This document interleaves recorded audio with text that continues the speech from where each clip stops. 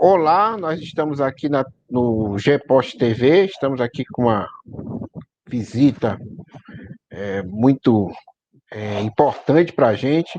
O meu amigo aqui é Alexandre Costa, professor da Física da Universidade Estadual do Ceará, grande pesquisador do clima, e que nós temos a feliz coincidência de ter a mesma data de aniversário, né?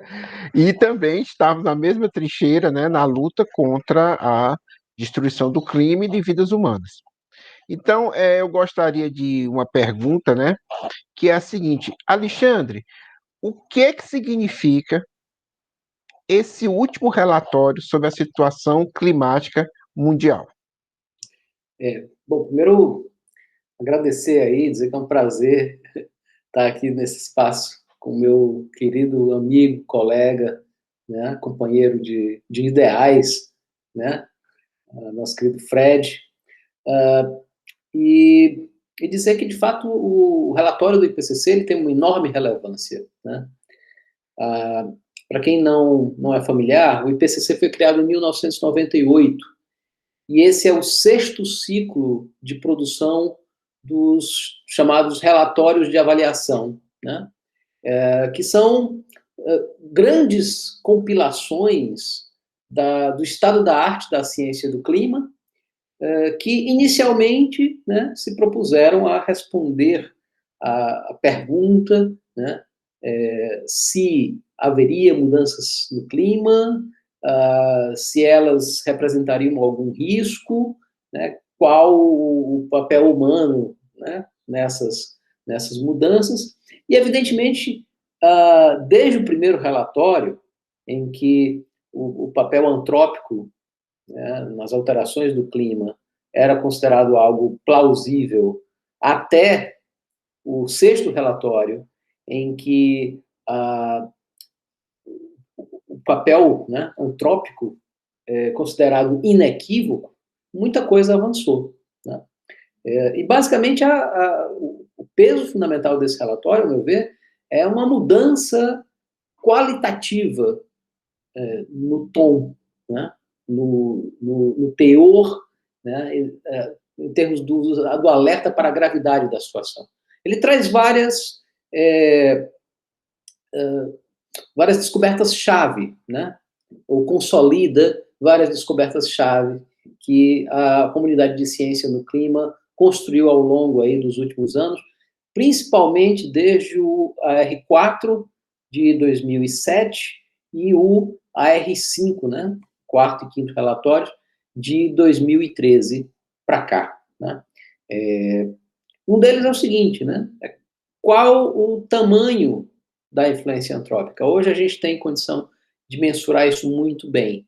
A estimativa é que do 1,09 graus Celsius de aquecimento, desde o período pré-industrial até hoje, 1,07. Então a gente está falando de mais de 98% desse processo é antrópico, né?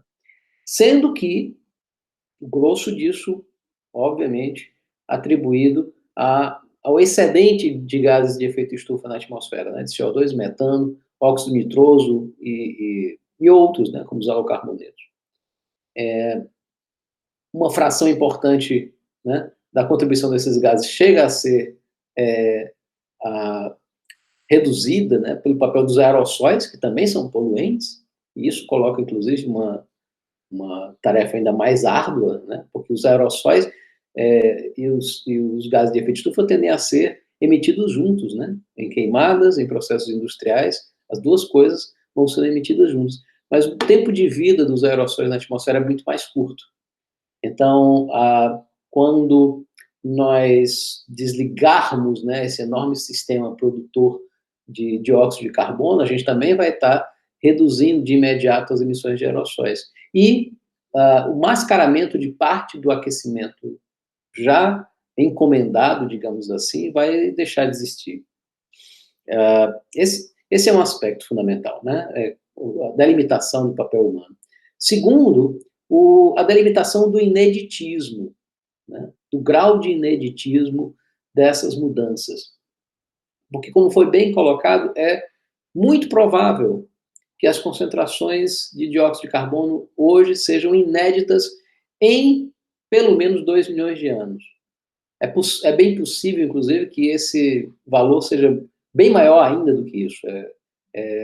Admite-se até que não haja similar, em termos de concentração de CO2 na atmosfera, em cerca de 5 milhões de anos. É também absolutamente inédito a velocidade, né? A velocidade do processo. Ela é muito maior, várias vezes maior, do que qualquer processo de mudança climática natural conhecido. E aí eu não me refiro apenas às variações naturais dos últimos 2 milênios, mas eu me refiro aí, inclusive, a todo o período do Holoceno, né? Nós estamos agora com valores de temperatura mais alta do que toda a época geológica, né, de relativa estabilidade climática, que inclusive permitiu a civilização florescer, que caracterizou os últimos 11.700 anos. E, na verdade, isso também o relatório afirma, é bem provável que você não tenha nenhum análogo climático em mais de 100 mil anos, né? E somente em algum momento do último interglacial, há mais de 125 mil anos, o planeta possa ter experimentado temperaturas semelhantes às de agora, né? O mais grave, no entanto, talvez fique por conta das conclusões sobre o futuro, né? Porque efetivamente nós estamos, né, numa completa encruzilhada. O relatório ele também enfatiza, né, embora haja todo aquele pudor, né, aquela moderação em não prescrever política, né, em manter-se muito ligado aos aspectos técnicos das ciências da Terra, mas o relatório é taxativo numa questão fundamental, né? A não ser que nós façamos uma redução rápida e profunda das emissões de gases de efeito estufa. A orientação, inclusive, é zerar, né, as emissões de carbono até 2050. 2050 está bem aí, né? São 30 anos. Nesse caso, é a única maneira de a gente preservar o sistema climático terrestre dentro de limites minimamente seguros, que são aqueles recomendados dentro do Acordo de Paris, né? Aquecimento muito abaixo de 2 graus Celsius e preferencialmente abaixo de 1,5 grau. E o ponto todo é que não é mais uma questão que possa ser jogada para frente. Não há mais nenhum adiamento possível. Se nós seguirmos o curso das emissões, né, conforme a média dos últimos anos, mantendo esse nível de emissão elevadíssimo de quase 40 bilhões de toneladas de CO2 só da queima de combustíveis fósseis, em apenas 5 anos e meio, o saldo de carbono, né, disponível dentro do limite considerado para um aquecimento de 1,5 grau, ele se vai. Né? Então, eu diria que tem realmente um grande diferencial. Não é novidade para nós que fazemos a área, né? Para quem está acompanhando a literatura, mas o quinto relatório ele consolida esse senso de urgência, né? Ele denuncia a gravidade da crise climática como é, com todos os seus aspectos, né? Alexandre, você destacou uma coisa importantíssima, né? Quer dizer, o fundamento último dessa crise climática é a atividade humana. Em última instância, a atividade produtiva humana. Mas nós sabemos que os bilhões de seres humanos que existem estão subordinados a uma determinada lógica, uma determinada lógica produtiva, certo? Então, quais são as medidas necessárias que você acha, baseadas cientificamente, para reverter isso, que necessariamente vão atingir essa lógica produtiva? Então, de fato, como você colocou, não dá para você tratar por igual, né? Quando a gente fala que o aquecimento global é antrópico, né? Como a própria humanidade, né? É um conceito, né?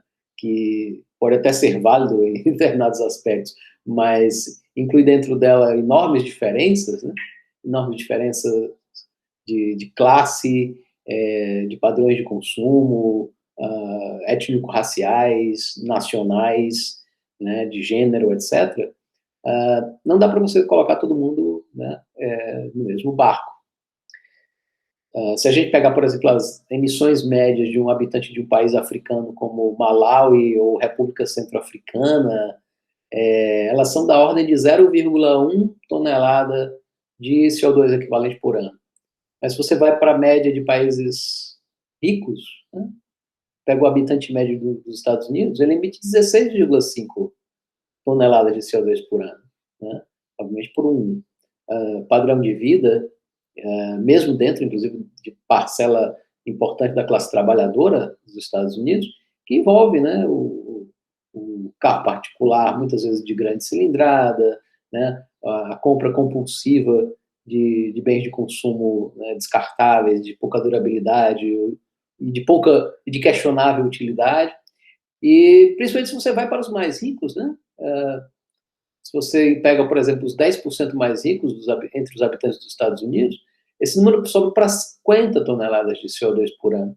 Então, a gente está falando aí de um fator de 500 para 1. Né?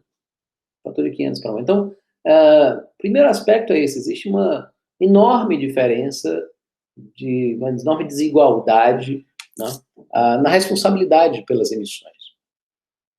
Mais do que isso, né, essas emissões, né, esse modo de viver, né, que obviamente é exacerbado junto aos setores mais abastados da sociedade, e aí, como eu falei, não me refiro apenas, né, aos capitalistas, né, aos donos de grandes empresas e os seus grandes acionistas. Estou falando aí de uma parcela importante também da classe trabalhadora.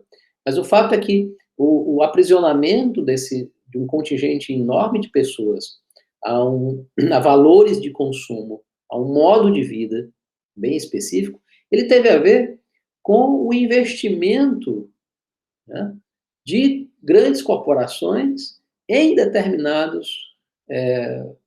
em determinadas forças produtivas, né, em determinadas fontes de energia em particular. Né? E sem dúvida alguma que foi justamente a possibilidade, né, a facilidade do uso da grande quantidade de energia química acumulada nos combustíveis fósseis que permitiu o impulsionamento econômico a partir, principalmente aí do século XVIII, XIX, mas em especial, de maneira bastante proeminente, a partir da segunda metade do século XX. Né? Hoje, nós temos uma demanda energética, né, que basicamente é gigantesca e que não é fácil a gente imaginar, né, a possibilidade de simplesmente substituir toda essa demanda por fontes renováveis, sem que isso traga também impactos. Né? Ou seja, o mais correto a se fazer é não apenas uma transição energética, que efetivamente abandone os combustíveis fósseis, a gente precisa fazer isso numa escala de tempo rápida, né? O ideal é que até 2030 metade da demanda fóssil deixasse de existir, né? Mas isso implica não apenas um estabelecimento de uma nova estrutura energética, né, que eventualmente combine solar, eólica e outras formas de energia, né, mas que, sobretudo, reduza a demanda. Né? Fica muito mais fácil se a gente reduzir a demanda. E isso implica falar abertamente de mudanças, né, na quantidade do que é produzido, na durabilidade do que é produzido, na necessidade de apostar em mecanismos coletivos de atendimento das necessidades reais humanas. Transporte talvez seja uma bastante óbvia, né? A gente poderia, com bem menos consumo de matéria e energia, com bem menos pressão sobre o ambiente e gerando, inclusive, espaços urbanos muito mais saudáveis, né? Transporte de carga muito mais seguro, fazer um giro radical para transporte eletrificado sobre trilhos, transporte coletivo, né, nas grandes cidades, transporte, né, sobre trilhos também eletrificado para carga, né, que é importante para fazer circular bens, né, num espaço grande, como, por exemplo, o território brasileiro. Mas, sobretudo, a gente pensar na grande quantidade de energia que é utilizada para bens completamente supérfluos, desnecessários ou até nocivos, né? O quanto se consome, né, o quanto se emite para produzir embalagens plásticas, né? O quanto se emite para produzir, claro, o automóvel privado, né? Quanto é consumido pela indústria militar, né? Hoje a gente teve a patética demonstração, né, do dito desfile de blindados aí em Brasília, né, alguns deles mostrando, inclusive, quão absurda é a queima de óleo diesel, né, para o ambiente, né, com aquele espetáculo deprimente, né. Mas, enfim, esse é um aspecto. E o outro, evidentemente, diz respeito ao sistema alimentar, né. São dois grandes pilares da devastação, né, que o sistema econômico vigente produz contra o meio natural. Um deles é o sistema energético, né, e produtivo. O outro é o sistema alimentar. O outro é o sistema alimentar. E nesse caso, o que acontece é que foi criada uma demanda, né, foi difundida uma cultura, né, de uma dieta fortemente baseada em produtos de origem animal, que, como a gente sabe, demandam muito mais terra para serem produzidos. Só para a gente ter uma noção do que eu estou falando, eu vou citar alguns números da FAO, né? Basicamente, a FAO demonstra que mais da metade das terras férteis do planeta já são ocupadas pela agropecuária. Então, esse é um problema muito grave, porque nós ocupamos um espaço que poderia ser não apenas, né, ocupado por reservatórios de carbono naturais, mas como um espaço que poderia ser utilizado para a recuperação desse estoque, né? Mas o pior não é isso, é que dessa ampla parcela de terras férteis, metade do planeta, 77% delas são destinadas ou a pasto ou a monoculturas para a produção de ração para animais confinados. Só 23%, veja bem, só 23% da terra agricultada se destina para produzir, veja só, todos os grãos, né?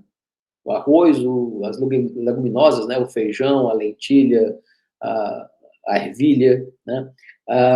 As frutas, os tubérculos, né? As batatas, enfim, todos os vegetais da nossa dieta são produzidos em apenas 23% dessas terras. 77% é ocupado pela agricultura orientada para a produção de produtos animais. E o mais trágico é que, mesmo ocupando tanta terra, esses 77%, né, os produtos animais eles terminam nos fornecendo apenas 18% das calorias e 37% das proteínas. Então, é algo perfeitamente dispensável, mas que se tornou o grande, né, objeto, o grande desejo de consumo. Então, o trinômio CCC, né, quer dizer, é o parâmetro de você estar bem, né, na nossa sociedade. É se você tem carro, se você tem celular e se você come carne, né. São os 3 Cs que viraram, né, símbolo da meca de consumo. E aí, obviamente, são necessidades artificialmente produzidas. Nós não precisamos consumir tanta carne, né? Pelo menos uma redução significativa do consumo de carne viria muito bem nesse aspecto. O grande problema aí todo é o seguinte, né? A gente imaginar o que é que isso implica. Porque a gente está falando aí, né, como eu falei, foram necessidades artificialmente produzidas. A gente está falando aí das das necessidades produzidas que bancam o poderio de Exxon, de Shell, né, de JBS, enfim, de grandes corporações. E, sem dúvida alguma, esse é o grande obstáculo. Esses setores, e aí só para citar as duas grandes repúblicas, né, do continente do Novo Mundo, né, nos Estados Unidos o Congresso é amplamente dominado pela bancada do óleo, né? Big Oil, as grandes petroquímicas, tem, né, uma ostensiva bancada de deputados e senadores defendendo seus interesses. E aqui, a bancada ruralista. Né? E aqui a bancada ruralista. E são justamente, respectivamente, nesses dois países, os grandes emissores. Né? Nos Estados Unidos, a indústria de combustíveis fósseis. No Brasil, o agronegócio, os grandes poluentes, os grandes emissores. Né? Sem tocar nesses interesses políticos, econômicos, a gente realmente não consegue dar cabo das tarefas que estão postas num tempo muito exíguo, né? Infelizmente muito exíguo. Alexandre, você indicou uma coisa importante, né? De certa maneira, né? Eu acho que daí a atualidade do ecossocialismo, né? Porque você se choca contra um padrão produtivo que, em última instância, está vinculado à acumulação do capital. Agora, eu queria fazer uma pergunta a você. Recentemente, eu acompanhei você questionando determinada iniciativa de uma grande corporação ou de grandes empresários que tinha uma proposta de como deter essas tendências que estão colocadas aí, que você expôs muito bem, né? Então, eu queria que você retomasse isso, né? Porque, de certa maneira, você tem, vamos dizer assim, um capitalismo verde, sustentável, né? Não estou dizendo iniciativa de setores minoritários, estou dizendo os grandes responsáveis pelos que está acontecendo, os que, de certa forma, estão dentro dessa lógica, de repente tira do bolso, tira uma carta, né, de ter uma medida que pode reverter e tudo mais, e você, em diversos momentos, inclusive, escreveu sobre isso, né, dizendo a limitação, o erro e a falácia disso. Então, eu queria que você retomasse, né, porque isso é uma propaganda que, inclusive, as pessoas ficam às vezes, não, pô, mas o fulano de tal, que tem uma grande empresa, ele descobriu uma outra alternativa que você, sem sair do lugar, resolve. Eu queria que você indicasse, ilustrasse. A ideia de que não é preciso mudar nada, né? Essa é uma falácia bastante perigosa, né? Há, evidentemente, né, um setor do capitalismo que busca, né, investimentos em fontes renováveis de energia ou em, né, procura construir uma lógica supostamente mais amigável do ponto de vista ecológico. Em geral, quando isso acontece, né, eles terminam deturpando, né, transformando o que deveria ser solução em novos problemas. A primeira coisa que é importante a gente colocar. Até hoje, as energias renováveis, como solar e eólica, elas não apareceram como uma solução de fato, mas principalmente por quê? Porque o sistema impõe demanda crescente de energia. E, no final das contas, os investimentos em solar e eólica apenas se sobrepõem ao enorme arcabouço fóssil no suprimento dessa demanda. Tá? Elas não aparecem substituindo fósseis. Né? Que é muito a lógica de, não, nós apostamos em todas as formas de energia. Algo que faz parte, por exemplo, do discurso de governos como o do estado do Ceará. Né? Então, a gente incentiva todas. Eólica, solar, carvão, termoelétrica a gás, o que vier. Né? E, obviamente, isso é um absurdo. Né? Isso é o melhor, veja só, isso é o melhor que, em geral, a lógica do lucro permite oferecer. É o melhor. Né? E significa, evidentemente, que o crescimento dessa lógica é predatória. Ocupação de território, muitas vezes territórios, né, de comunidades tradicionais. É predatório no que tange a extração mineral, né, dos minérios necessários à construção de um sistema de acumulação, ou mesmo os componentes, né, de painéis e aerogeradores. Mas, enfim, isso sequer é o majoritário. Essa é uma coisa que é importante a gente lembrar. O que mais prevalece é a pura falácia. Se você vai hoje, se você for hoje, nos sites de grandes empresas, como a própria Shell, a Exxon, a British Petroleum, que, né, se renomeou, né, fez um rebranding para Beyond Petroleum, né, manteve a sigla, mas mudou o nome. Vocês vão ver, muitas vezes, figuras de aerogerador, de painel solar, uma parte da página está lá falando sobre mudança climática e dos esforços que essas corporações, né, estariam, em tese, fazendo. Mas, recentemente, vazou um vídeo, que é uma das coisas mais impressionantes, né, em que um lobista, né, ligado às empresas de petróleo, terminou abrindo o jogo com um jornalista, né, terminou falando demais, mostrando que era tudo, como ele diz, PR, ou seja, tudo public relations, ou em bom português, é tudo propaganda. Né? A Exxon chegou a publicar no seu site uma nota em que ela admitia como correta a iniciativa por um carbon tax, né, por um imposto sobre carbono.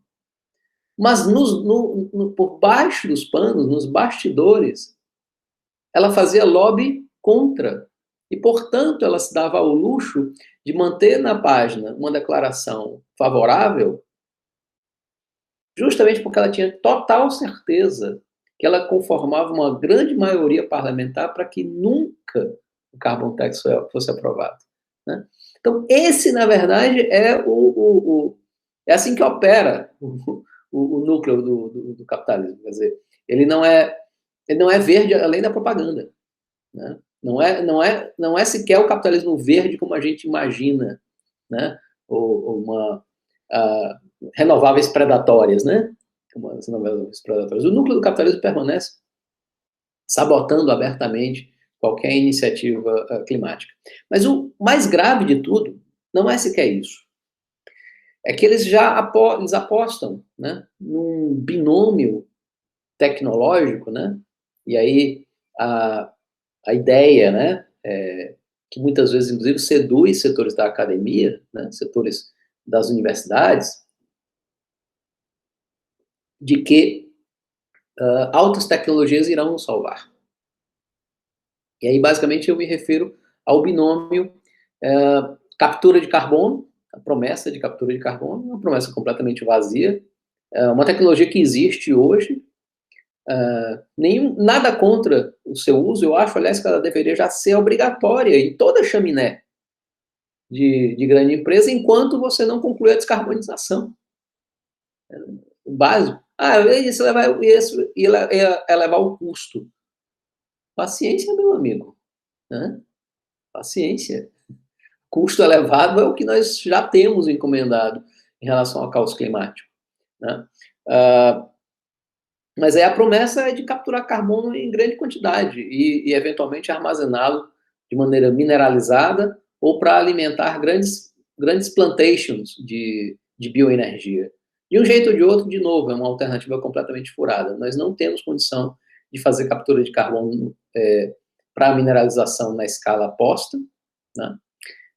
E tampouco construir, né, ou passar a utilizar, a constituir grandes campos de monocultura para bioenergia, que ocupariam muito espaço, iriam concorrer com a produção de alimentos, iriam concorrer com o uso da água e iriam impor, por serem monocultura, o uso massivo de fertilizantes, agrotóxicos, etc., que manteriam a lógica de envenenamento de solo, rios e zonas costeiras, fora as emissões de dióxido nitroso que acompanham o uso de fertilizantes sintéticos.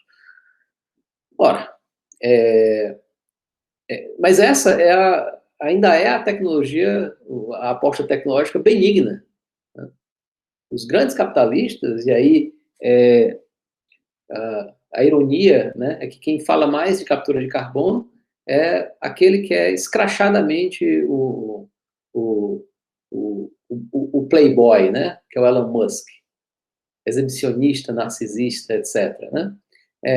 Mas quem fala da coisa pior, quem é o grande defensor da alternativa pior, que é a geoengenharia, é o suposto bilionário bonzinho, né? Aquele que posa de filantropo, aquele que posa de bom rapaz, né? Que é o Bill Gates. E a geoengenharia, essa sim, é talvez a pior alternativa que a gente possa imaginar. Eu tenho, inclusive, alguns vídeos no meu canal no YouTube que, né, de repente, a gente pode colocar aí nos comentários, né, dessa nossa gravação, mas que endereçam justamente essa questão. A geoengenharia seria um desastre completo, né, por vários aspectos. Primeiro é que o clima da Terra não é uma máquina que você quebra e conserta. E aí, alterar, a ideia deles basicamente é o que, da geoengenharia? É colocar material na estratosfera, partículas de aerossol, para espalhar radiação solar, diminuir a quantidade de radiação solar que chega no planeta e, com isso, compensar a elevada concentração de CO2 e gases de efeito estufa. O problema é que uma coisa não cancela a outra, a não ser em uma variável que é a temperatura. Ok, pegando a média da temperatura global, a geoengenharia poderia resolver esse ponto. Mas, clima não é só temperatura média. Clima é muitas outras coisas. É distribuição de eventos extremos, é distribuição da quantidade de gelo, é chuva. E como ela se distribui. E o fato é que, por uma série de questões físicas, infelizmente não dá para a gente detalhar, mas isso é bem conhecido, né? Basicamente, existe um balanço de energia na superfície que envolve o fluxo de evaporação e evapotranspiração, que é uma das formas de transferir energia da superfície para a atmosfera. Como os outros fluxos estariam amarrados, esse fluxo seria obrigado a diminuir. E com menos água sendo mandada da superfície para a atmosfera, você iria tornar o ciclo hidrológico mais lento. Né? E aí, com isso, menos evaporação e evapotranspiração globalmente implicaria menos chuva, menos precipitação. Né? E, como a gente sabe, uma alteração na média não diz tudo. Essa alteração, essa redução nas chuvas, ela seria mais severa justamente em regiões, por exemplo, como o semiárido. O Sahel, o Nordeste brasileiro. Né? Então, o risco, né, do uso da geoengenharia seria já terrível aí. Mas o pior de tudo nem é isso. É que, por ela não atacar a causa, por ela mascarar, na verdade, o aquecimento associado aos gases de efeito estufa, já que os gases de efeito estufa permaneceriam na atmosfera, se eventualmente a geoengenharia fosse adotada e depois desligada, por qualquer que fosse o motivo, né? Mau funcionamento, atentado, ou simplesmente porque o dono da corporação que controla as máquinas de geoengenharia surtou, né? Se você desligar, todo o aquecimento que tivesse ficado represado por, sei lá, 5, 6, 7 décadas, viria em 5 anos, 10 anos. Então seria muito mais grave, porque muito mais acelerado, né? Muito mais agressivo e violento contra comunidades, países e contra as outras espécies, né? Qualquer ideia de adaptação iria para o espaço. Então, as promessas tecnológicas que surtem ainda, né, ainda tem o efeito colateral péssimo de criarem a ilusão de que nós podemos adiar ainda mais, né, mais do que já foi adiado, a solução da crise climática, né, elas são, na verdade, falsas soluções em todos os aspectos. Em suma, é um sistema que, na verdade, não tem nada a oferecer, né?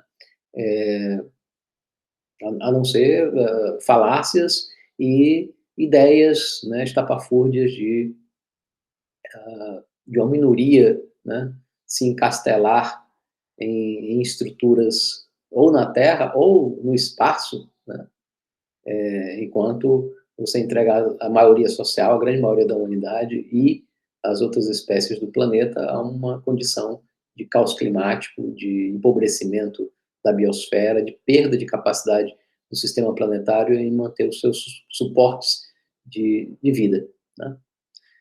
Então, não, realmente é trágico, é um sistema que não tem solução real para oferecer. Alexandre, vários estudiosos e cientistas como você chegam a conclusões parecidas, né? Eu estou com um clássico aqui, que é a História das Coisas, né? Que fez muito sucesso, da Anne Leonard, né? Da natureza ao lixo, o que acontece com tudo que consumimos. Aí logo no prefácio, ela diz assim: eu comecei a dizer, passar esses dados e tudo mais, e me acusaram de comunista, mas eu não sei nem o que é isso, eu não sou nem marxista. E ela vai. Então, isso, né? Tem também outras pessoas que identificam isso. E eu estava assistindo num canal que a gente pode dizer que é tudo, menos que seja socialista, que é a TV Senado, onde tinham dois representantes, um da indústria de energia eólica e outro da indústria de energia solar. E ele dizendo o seguinte: olha, a gente quer prosperar no Brasil, mas toda a estrutura legislativa, técnica, não nos favorece. Quer dizer, então veja, mesmo o cara do ponto de vista capitalista, da livre concorrência, os caras foram demonstrando, não tem como. Sim. Né? Não tem como, né? Então você vê que é uma estrutura realmente, né? E aí eu vou desenterrar um termo que eu acho muito importante, que não tem nada a ver com o marxismo vulgar, mas são das relações de produção, né? No sentido clássico mesmo, de relação de produção e reprodução da vida humana, né? Vida humana que está em metabolismo com a natureza. Então, as atuais estruturas de relações de produção, nesse sentido, se chocam com a própria vida humana, com a destruição da natureza. E aí eu queria, para que você encerrasse essa nossa conversa, já chamando você para as próximas conversas, qual é a atualidade do ecossocialismo? Porque eu Bom, me lembro, eu sou do tempo, tá certo? Que eu achava a coisa mais linda do mundo o bloco soviético, socialista. Aí eu descobri, nessas dias de pesquisa, que o carro, olha aí, vai cair para trás, que o carro que poluía mais do mundo era da República Democrática Alemã. Entendeu? O carrinho tão inocente, tão bonitinho, entendeu? Então, quer dizer, não é bem isso, né? Então, qual é a atualidade do ecossocialismo? Por que é tão importante essa bandeira que sim. você é um dos que defende, né? Uhum. É muito boa essa questão. Porque, na verdade, sim, tem uma tradição, né, no socialismo, né, e isso é importante a gente situar, né, porque embora Marx tivesse, né, trabalhado com o conceito de metabolismo, que você mesmo usou, né, tivesse em parte lá do capital, né, lidado com a questão da produtividade da terra e o equilíbrio dos nutrientes do solo, né, e a inviabilidade de manter, né, esse solo sendo constantemente suprido de maneira artificial, etc. O que seria uma preocupação rudimentar, né, ainda né, obviamente denunciaram, né, Marx e Engels, a poluição, né, e as condições de tragédia ambiental a que as populações periféricas da classe operária eram submetidas, né? Mas, enfim, nisso aí eu não tenho aquela... não sou muito adepto da tese do Bellamy Foster de que estava lá, né? Me parece muito mais uma coisa bíblica, do tipo, eu pego um trecho e saio generalizando, ou, né, eventualmente até esquecendo o contexto. É óbvio que tem um contexto dentro, né, também da obra de Marx que incentiva a, a produção de uma abundância, né, que não é justamente, que é uma abundância que não se sustenta no sistema Terra, hoje a gente sabe, né? E que apareceu em inúmeros processos depois, né? A gente não precisa ir muito longe, né? A ideia de que socialismo é eletrificação com soviets, ou trechos do Trotsky que ele fala, né, da importância de dominar a natureza, né? São ideias completamente ultrapassadas.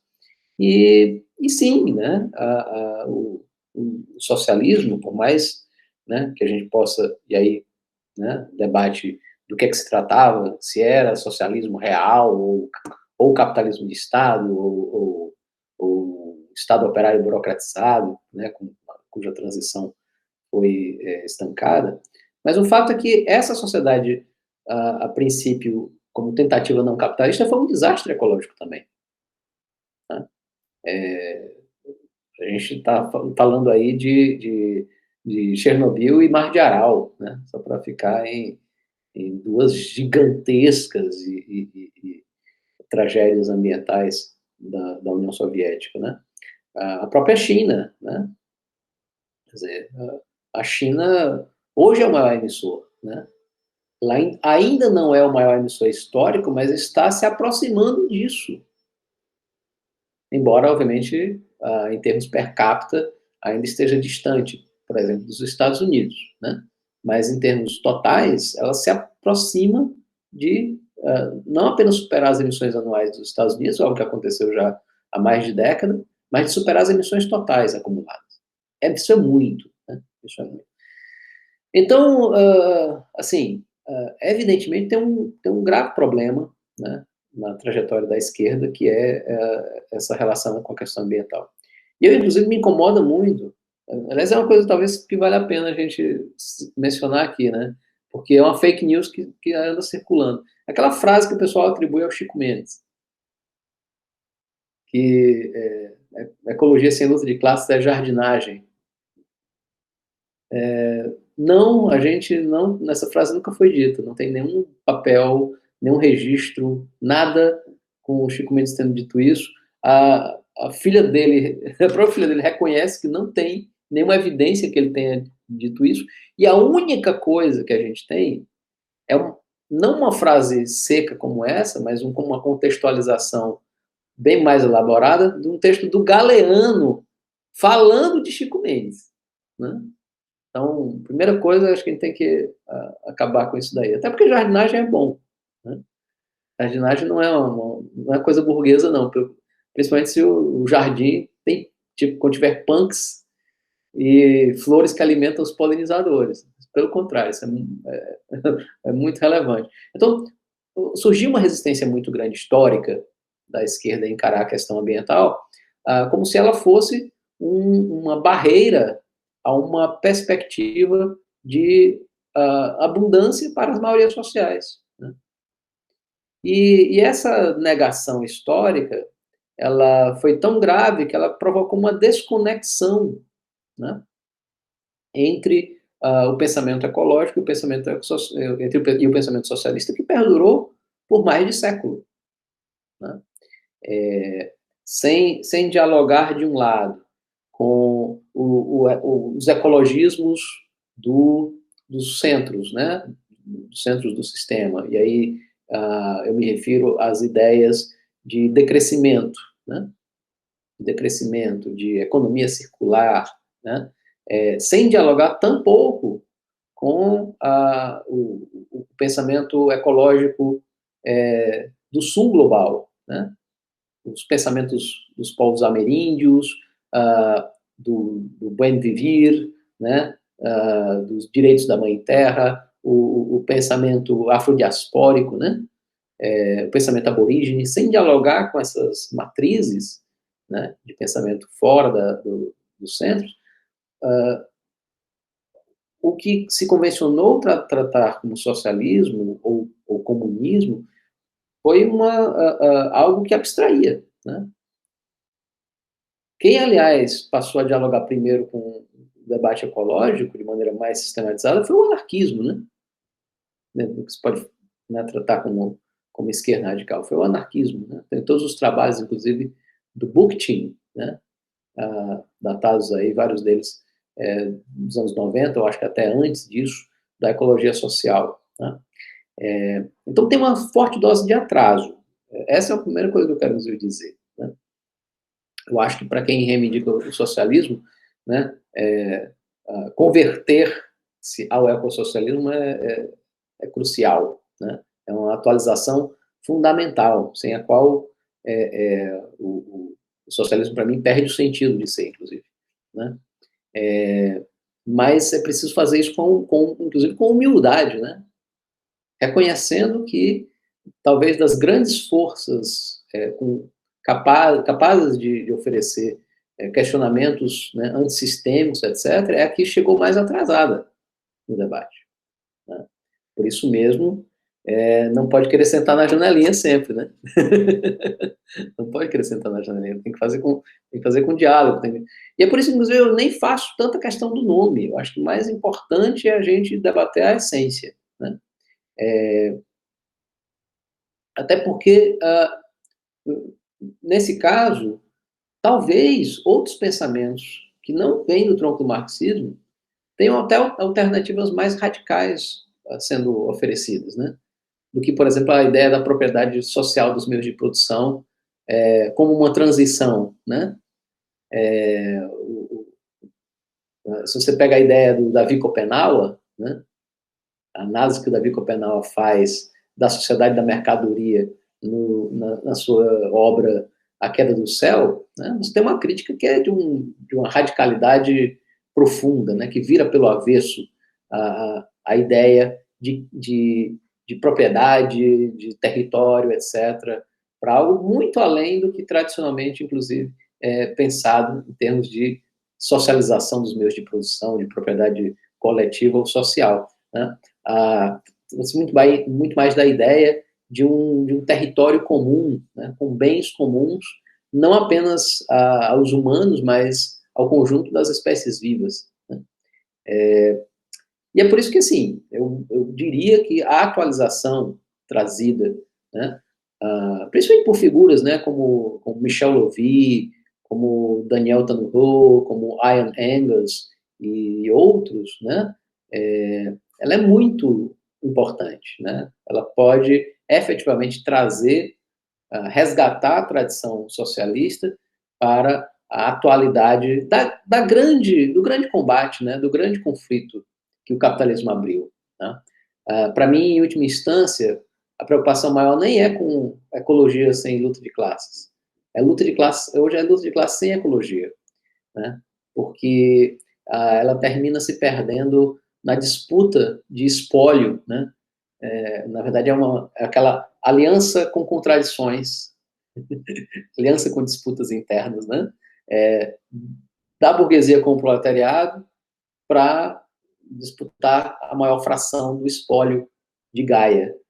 E hoje não tem espaço para isso, né? Hoje a única luta de classes possível se converte numa guerra de mundos, em que as maiorias sociais precisam se colocar do lado de Gaia, né? Ou seja, do sistema Terra, como provedor, né, de tudo que é necessário à vida, para derrubar o sistema, né? Ou, na verdade, assumir o compromisso de desconstruir o sistema antes que Gaia resolva fazê-lo, né, por si só, de uma vez, né? Então, acho que isso, na verdade, é uma relocalização muito importante, muito decisiva, que, sem dúvida alguma, a contribuição da formulação, né, de ecossocialismo, como Michel Lovy traz, ela acrescenta, né?